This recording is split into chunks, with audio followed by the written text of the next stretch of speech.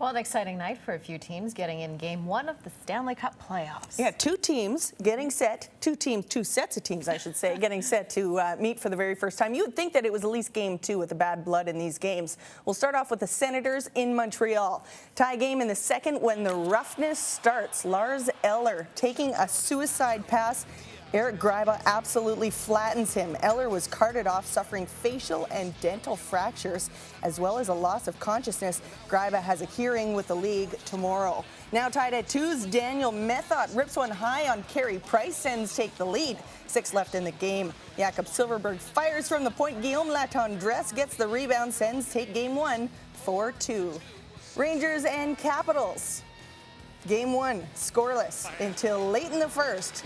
They'll throw it on net, and good things happen when you do that. Carl Hagelin gets credit for banking it in off the D-man's skate. John Erskine helps make it 1-0. In the second, another headshot here, thanks to Aaron Asham. Obviously doesn't agree on the power play. To Backstrom. Bowers in the high slot. Green shoots off the inboards. Ovechkin scores! Alexander Ovechkin, power play goal. Tie game. Now, a few minutes later, a long pass for Marcus Johansson in on Henrik Lundqvist, and he gets the go-ahead goal. Caps add one more to take a 1-0 series lead with a 3-1 win. Kings visiting the Blues, Game 2. Blues up 1-0 in the series in the first. Kings 5-on-3. Dustin Brown gets it through. They go up 1-0.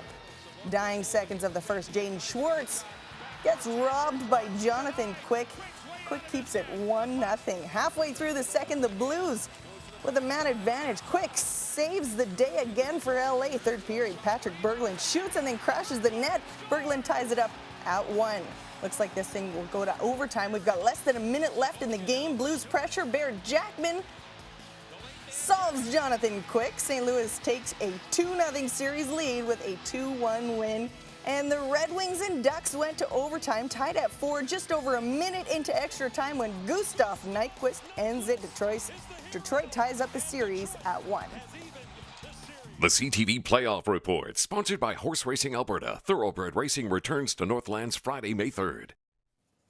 The best bantam players in the West were drafted into the WHL today, with a handful of local players going early on.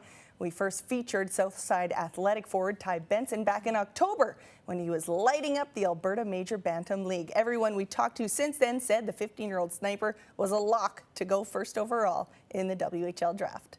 Vancouver Giants are very proud to select in the first round with our first pick from Edmonton, Alberta, left winger Tyler Benson. It's exciting just knowing that it's finally I reached my goal and that was to go first overall, and I think it's an extra bonus just that it's going to a great organization like Vancouver. It's very exciting for me and my family, and it's a great experience, and we're very excited for Tyler and what's ahead for him. Well, yeah, it was a no-brainer for the Giants. Benson set an Alberta Major Bantam League record this season by tallying 146 points, including 57 goals in 33 regular season games, breaking the previous record set by Portland Winterhawk Ty Ratty back in 2008. The Giants are coming off a tough season. They had lots of draft picks today, lots of high picks, and I think they're doing a good rebuild right now. Of course, Tyler's brother Cole plays for the Oil Kings. Here's a look at the other notable first-rounders. Sherwood Park product Sam Steele went second overall to the Regina Pats. Steele finished second behind Benson in league scoring with 104 points.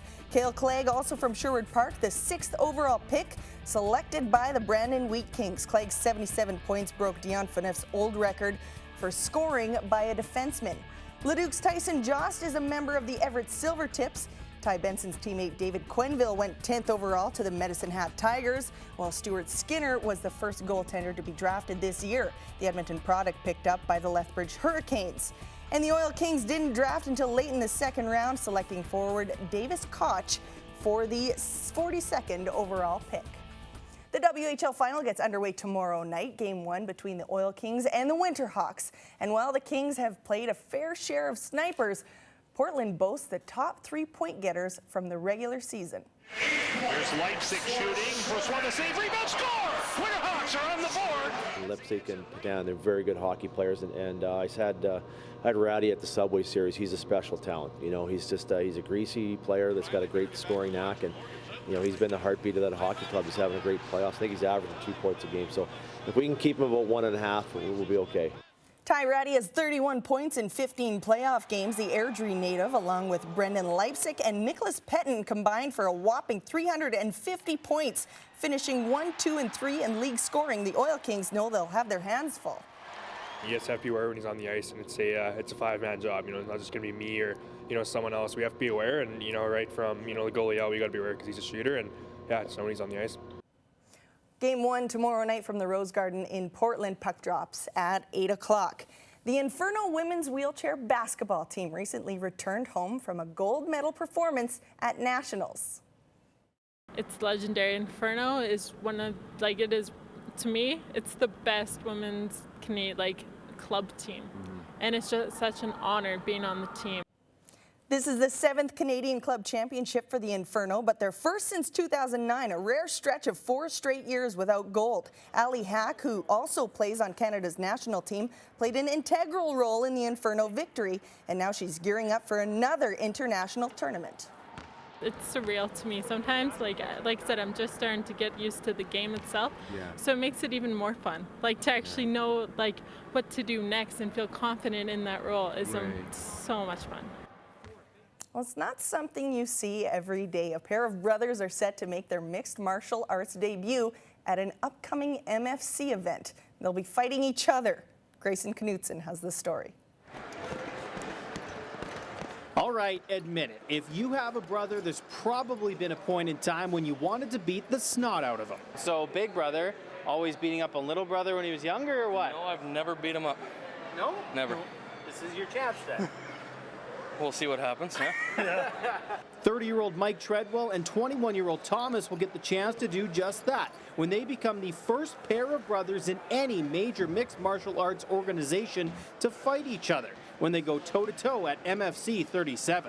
I was sitting on the couch. Yeah, he's like, you want to do MFC? Sure. You want to fight me? Sure. The Treadwells, who actually live together, are big MMA fans and have always wanted to compete. They also hope to make an important point about the sport. You don't have to hate each other. You don't have to be angry all the time. It's a lot of respect, a lot of discipline, and to show that, it's not going to affect us negatively. The two brothers also have different fighting styles. Mike claims Thomas is a puncher, while Thomas hopes to avoid Mike's ground game. Who's going to win? I don't even want to predict it because it's a fight. You can go 50-50. Thomas is going to finish me in the first round. Oh. I'm just giving him some hope. It's really not going to change a whole lot. It won't change anything, really. It'll probably make us closer if it does anything. When it's done, we're brothers, and we're going to go for a beer, and it'll be good. Grayson Knutson, CTV Sports. MFC 37 goes Friday, May 10th at the Shaw Conference Center. It all sounds great now, but I think we should check in with them after the fight just to make sure if it's all sunshine and roses like they're saying it will be. And Mom, right? What does Mom think of this? That's true.